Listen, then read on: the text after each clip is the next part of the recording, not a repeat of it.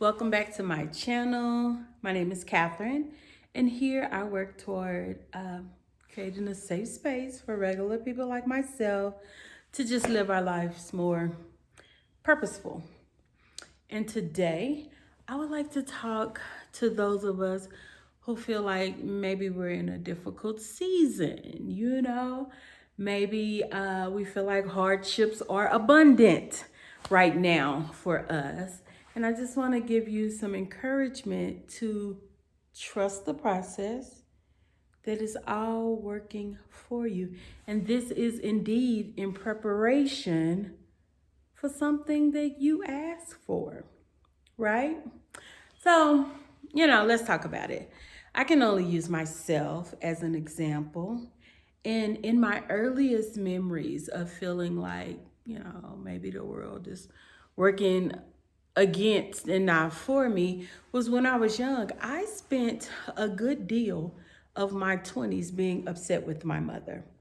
The reason being is I was like, man, I don't have a childhood like my siblings had a childhood. I really just had to take care of your children. Now, regardless is how true that was, but that was my perception. But also the truth of the truth is that I gave birth to 7 children. And then I married a man with 5 kids, and we raised a blended family of 12.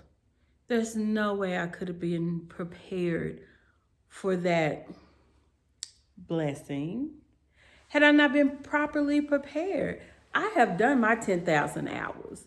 I have been taking care of babies and young people since I was pretty much a baby and a young person myself.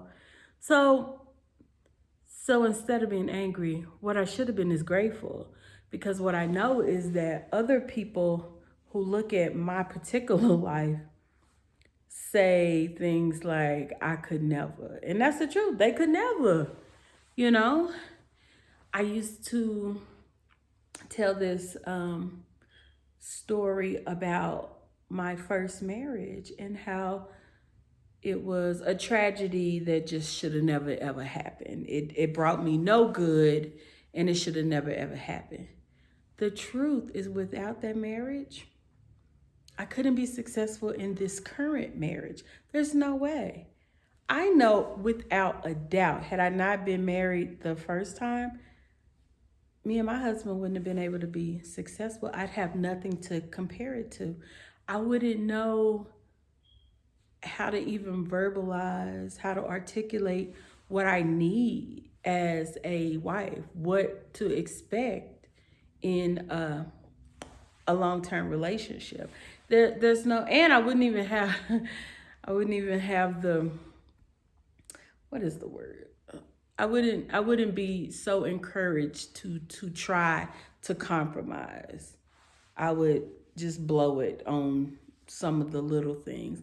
But now I know about the big things and what I really need and what's really important.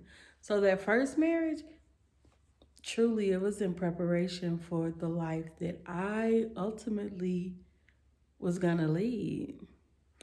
Also, I spent a number of years working with students, working with young people as a volunteer, as a very low paid tutor.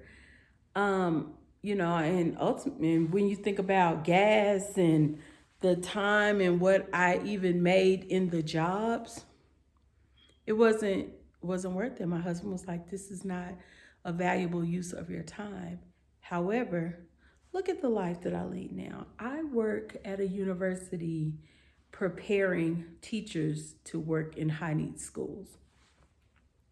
I know I have a unique perspective of these high needs students, what they need, what their challenges are, what the parents need, what their challenges are. The relationships I built were like none other. I have I have received, that is paying me in dividends. So I can trust, because I have been through so much. And it's so much more that I can't even verbalize and articulate. It's so much more that I can trust that in this season where I feel that maybe my efforts are not being noticed or worthy, not worthy. My efforts are not being paid. They're not getting their due. I'm not getting my just due in whatever situation. I can trust that this is all a part of the process, and I cannot get caught up in negativity, which does not serve us. It does not serve us. So, since it's always worked like that, I know that this too is for me. And I want to encourage somebody else who may be trying to, they're in a job and they don't know if it's going somewhere.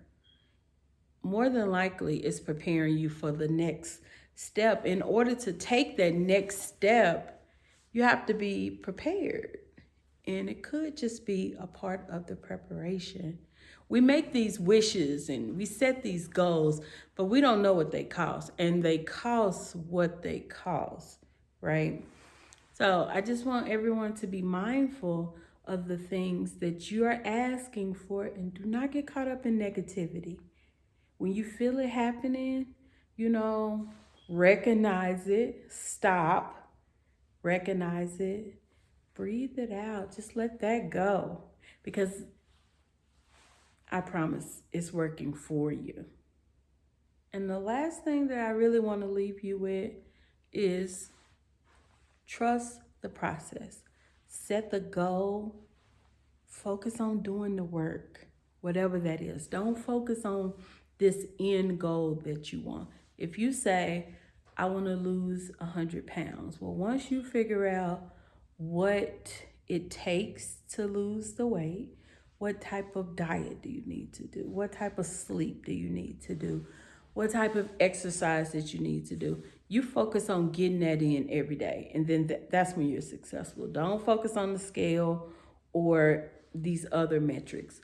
Focus on the process. If you say, I want to open my own trucking company, whatever the business, I want to open my own barbershop. You focus on what will it take to do it? What do I need to file? What kind of money do I need? What type of education do I need? And just focus on getting those things every day. The rest of it, let God worry about that. You do your part, you do your job. And be grateful for it all. Because that's what gratitude is. It's magical. You have to be grateful for the good. You can't just accept the good of life. It's all a part of it. So this is quick. I'm not gonna hold y'all, Everybody is busy on the weekends. But I just wanted to come and offer some encouragement because I was myself feeling a bit challenged. But once I remembered and reflected, then I bring it to you all. Because, if I'm going through something, maybe somebody else can benefit as well. I'm never claiming to be an expert, just out here trying.